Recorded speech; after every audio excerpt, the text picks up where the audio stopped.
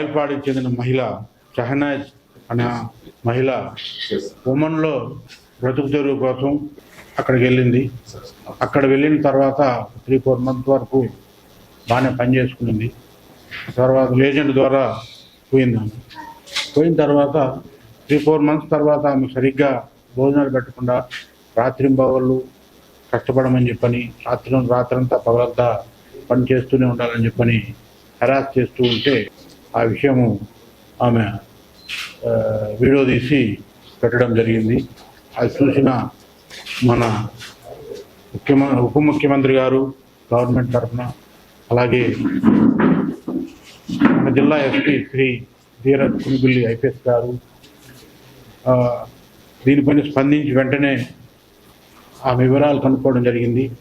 కనుక్కున్న తర్వాత సంబంధించిన అధికారులు కొన్న ఇమిగ్రేషన్ సంబంధించి కానీ మిగతా వాళ్ళందరితో కూడా ఎస్పీ గారు మాట్లాడి వారికి జరిగిన అన్యాయాన్ని వెంటనే స్పందించి ఆమెను ఇండియాకు తీసుకురావడానికి అన్ని ఏర్పాటు చేయడం జరిగింది.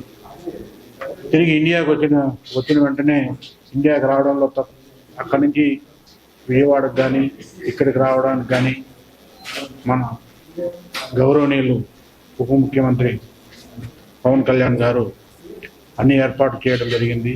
రవాణా సంబంధించిన ఏర్పాట్లు కానీ, వారికి ధైర్యం కల్పించడం కానీ, వారికి అన్ని రకాలుగా ధైర్యం చెప్పి ఇండియాకి తప్పించి ఇక్కడ పంపించారు. ఇందులో ముఖ్యంగా ప్రభుత్వము, అలాగే ఉప ముఖ్యమంత్రి శ్రీ పవన్ కళ్యాణ్ గారు, మా డీజీపీ గారు, మా ఎస్పీ గారు, వీళ్ళందరూ ఎంతో ఇంట్రెస్ట్గా వీటిని ప్రతి నిమిషం వాళ్ళు ఎక్కడెక్కడ వచ్చింది, ఎంతవరకు వచ్చింది, ఇక్కడికి తిరిగి వాళ్ళ ఇంటికి వాళ్ళ భర్తతో కల్పించే వరకు కూడా మానిటరింగ్ చేసి ఇక్కడికి తీసుకొచ్చి స్వదేశానికి క్షేమంగా తీసుకొని రావడం జరిగింది. వారు కూడా ఆమె షహనాజ్ కానీ ఆమె భర్త కానీ ఇద్దరు కూడా ఈ చర్యల వల్ల ప్రభుత్వంకి కృతజ్ఞత తెలిపారు.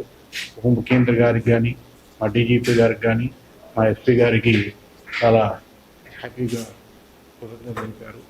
సో ఎవరైనా సరే ఏజెంట్ల మాటలు విని విదేశాలకు వెళ్ళేటప్పుడు జాగ్రత్తగా అన్నీ చెక్ చేసుకొని మంచి అక్కడికి పోయే విధంగా చూసుకోవాలి తప్ప ఇమిగ్రేషన్ని తప్పుడుగా చూపించి అలాంటి తప్పుడు పాస్పోర్ట్లు కానీ వీసాలు కానీ తీసుకొని పోవడం వల్ల చాలా ఇబ్బందులు పడతారు. అలాగే వర్క్ వీసా మీదే వెళ్ళాలి, టూరిస్ట్ వీసా మీద వెళ్ళిపోయి అక్కడ పనిచేయడానికి కల్పిస్తామని చెప్పంటే అది కూడా మీరు ముందుగానే చెక్ చేసుకోవాలి. ఎందుకంటే మన ఏరియా మొత్తం కూడా ఎక్కువగా విదేశాలకు పోయి అక్కడ బ్రతుకు తెరువు కోసం పోయి అక్కడ పనిచేసుకుని వచ్చేవాళ్ళు కాబట్టి ఏజెంట్లు ఎవరు కూడా ఏజెంట్ దగ్గర మోసపోకూడదు.